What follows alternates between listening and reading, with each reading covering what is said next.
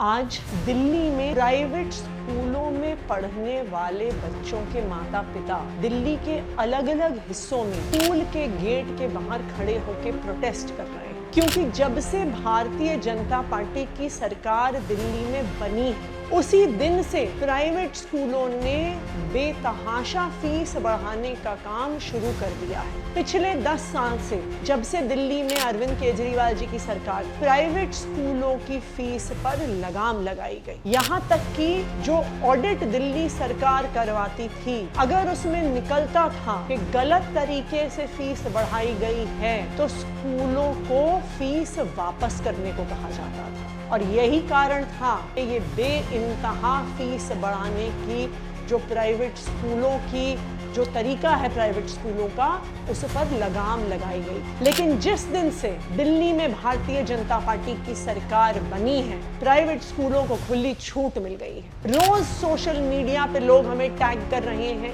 Email लिख रहे हैं, फोन कर रहे हैं, हमें कह रहे हैं कि आप किसी तरह से इस फीस को रुकवाइए। तो हमारी भारतीय जनता पार्टी की दिल्ली सरकार से 3 मांगे हैं। पहली, बढ़ी हुई फीस पर तुरंत प्रभाव से रोक लगाई जाए। दूसरा, सभी प्राइवेट स्कूल जो फीस बढ़ा रहे हैं तुरंत CAG इम्पैनल्ड ऑडिटर से उनका ऑडिट कराया जाए। और तीसरा, इस ऑडिट के बाद ही किसी भी स्कूल को बढ़ी हुई फीस लेने का अधिकार होना चाहिए। और मेरा ये दिल्ली की मुख्यमंत्री रेखा गुप्ता जी को ये चैलेंज है कि अगर आपकी इन प्राइवेट स्कूलों से साठगांठ नहीं है तो आज ही तुरंत प्रभाव से इस बढ़ी हुई फीस को रोकने का आदेश निकाला जाए।